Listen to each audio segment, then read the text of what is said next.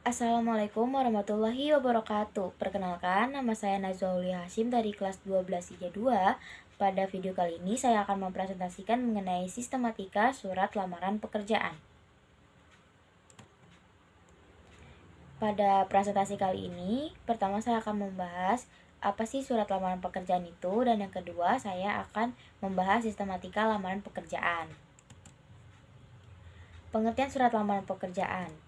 Surat lamaran pekerjaan adalah surat yang berisi permohonan untuk bekerja di suatu lembaga atau perusahaan tertentu atau PT tertentu yang pada umumnya memiliki bagian-bagian berisi identitas diri, jasa yang dapat dilakukan, pendidikan, hingga keterangan keahlian dan pengalaman kita.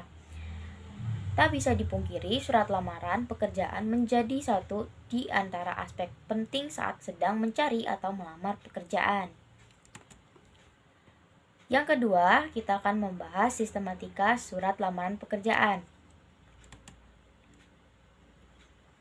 Di dalam surat lamaran pekerjaan, hal yang pertama adalah penulisan tempat dan tanggal pembuatan surat. Penulisan ini sangat penting untuk mengetahui kapan dan di mana surat lamaran dibuat.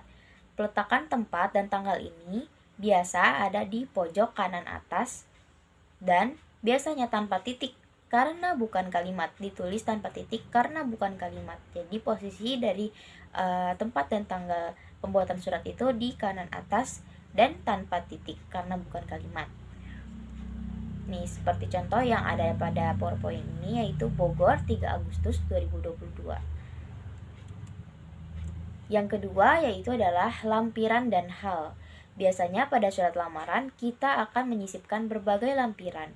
Kata lampiran dan hal tidak boleh disingkat, dan angka dalam kolom lampiran itu tidak boleh menggunakan angka, tetapi harus dieja menggunakan huruf. Seperti contohnya pada di presentasi PowerPoint saya, yaitu lampiran, di dalam kolom lampiran itu ada misalnya 4 lembar. Nah, ditulis bukan pakai angka 4 tetapi menggunakan ejaan huruf, yaitu 4 lembar. Yang ketiga itu adalah alamat surat. Alamat surat ini biasanya akan memuat penerima dan alamat perusahaan yang ingin dilamar. Berikut ini beberapa hal yang harus diperhatikan saat menulis alamat surat dalam lamaran pekerjaan.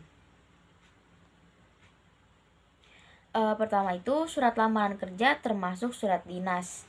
Jadi tidak menyurati seseorang saja, maka dari itu tidak perlu menggunakan kata kepada. Yang kedua, penulisan alamat sebaiknya tidak lebih dari 3 baris untuk mempersingkat isi surat. Yang keempat, apabila menuliskan jabatan seseorang dalam alamat surat, maka tidak perlu menggunakan panggilan jenis kelamin seperti bapak atau ibu. Selanjutnya, penulisan keterangan teks, misalnya jalan, itu pada alamat tidak boleh disingkat.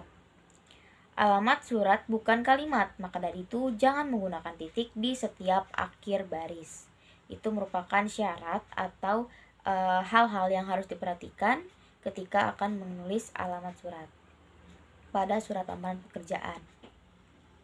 Di sini contohnya, contoh penulisan alamat surat itu yaitu adalah YTH, Manajemen PT Jaya Mandiri, Jalan Sukahati nomor 112 Cibinong, terus di bawahnya lagi Bogor. Itu tidak menggunakan titik karena alamat surat bukan merupakan suatu kalimat. Yang ketiga yaitu adalah salam pembuka. Salam pembuka dalam surat lamaran merupakan salam atau ucapan hormat yang biasa dimulai dengan kalimat dengan hormat, seperti itu, untuk memulai surat lamaran pekerjaan secara formal. Di sini seperti contohnya, dengan hormat, melalui surat ini saya mengajukan lamaran menjadi staf IT support pada PT Jaya Mandiri.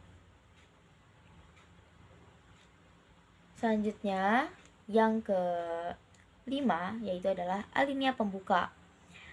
Alinea pembuka merupakan jembatan utama dialog antara surat lamaran pekerjaan dan iklan lowongan pekerjaan. Hal ini penting agar organisasi atau perusahaan yang akan dilamar merasa dihargai karena tidak hanya membuat surat lamaran yang sama untuk semua perusahaan. Alinea pembuka sebaiknya menggunakan bahasa yang baik dan sopan agar para pihak atau instansi yang membacanya tidak tersinggung. Di dalam alinea ini juga sudah harus muncul pernyataan umum yang menggambarkan diri pelamar atau diri kita sendiri yang sebagai pelamar pekerjaan.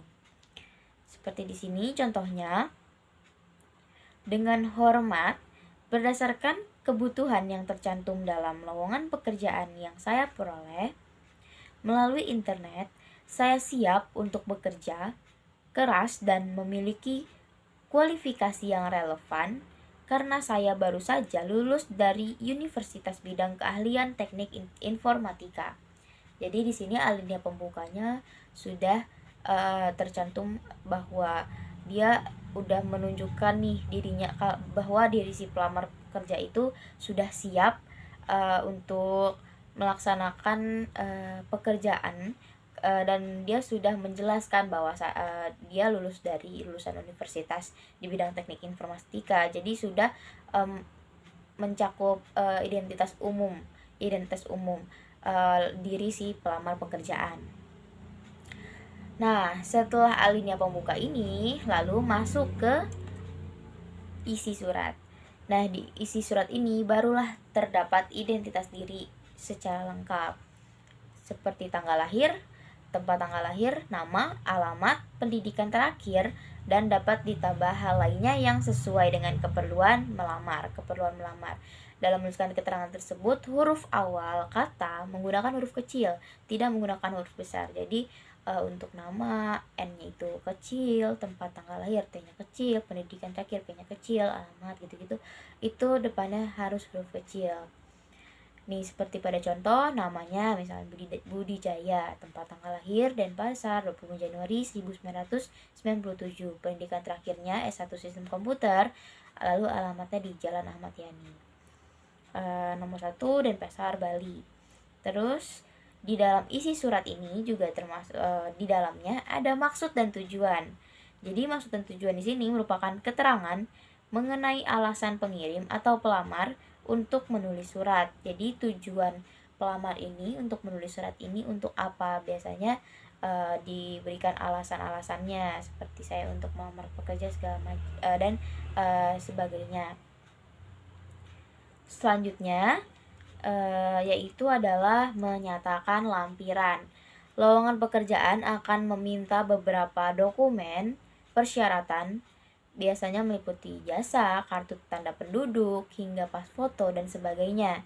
Dalam lamaran pekerjaan terdapat beberapa lampiran tentang syarat yang sudah diminta oleh instansi yang membutuhkan pekerja. Oleh karena itu, pelamar biasanya harus memenuhi lampiran yang diminta tersebut. Kemudian di setiap rincian digunakan tanda baca titik koma klan, di akhir lampiran digunakan tanda baca titik, seperti itu. Misalkan fotokopi ijazah seperti contoh di presentasi di PowerPoint saya, fotokopi ijazah yang sudah dilegalisasi titik koma, fotokopi kartu tanda penduduk titik koma, seperti itu.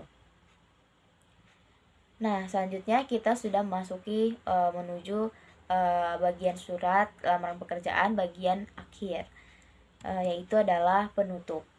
Dalam penutup ini, sebaiknya pelamar pekerja harus menunjukkan keantusiasan dan harapan mereka terhadap pekerjaan yang dituju. Misal seperti di sini contohnya itu adalah, demikian surat lamaran pekerjaan ini saya buat, besar harapan saya untuk dapat bergabung dan menjadi bagian dari perusahaan. Jadi di bagian penutup ini menjelaskan bagaimana keantusiasan si pelamar terhadap perusahaan yang ingin dituju. Jadi menunjukkan keantusiasan dan keinginan yang sangat besar untuk si pelamar untuk bekerja di perusahaan tersebut. Disitulah penutup sebaiknya untuk surat lamaran pekerjaan yang baik sebaiknya seperti itu. Selanjutnya setelah penutup masih ada salam penutup. Nah, salam penutup ini jika di awal terdapat salam pembuka, tentunya kan pasti ada di akhir ada salam penutup. Di bagian akhir surat harus dilengkapi nih menggunakan salam penutup. Salam penutup dapat ditulis sederhana seperti hormat saya dan lain sebagainya. Selanjutnya terakhir adalah tanda tangan dan nama terang. Hal ini berguna untuk menginformasikan bahwa pelamar benar-benar menulis lamaran tersebut atas keinginan dirinya sendiri. Bagian ini dibutuhkan tepat di bawah salam penutup. Jadi di bawah salam penutup, tepat di bawah salam penutup ini terdapat tanda tangan dan nama terang. Ini contohnya nih, di sini saya contohkan hormat saya, koma di bawahnya itu ada tanda kurung. Tanda tangan itu maksudnya adalah untuk tempat di mana kita akan tanda tangan, lalu di situ terdapat Budi Jaya, nama si pelamar. Sekian presentasi yang saya jelaskan tentang sistematika surat lamaran pekerjaan. Apabila ada kurang dan lebihnya mohon maaf. Wassalamualaikum warahmatullahi wabarakatuh.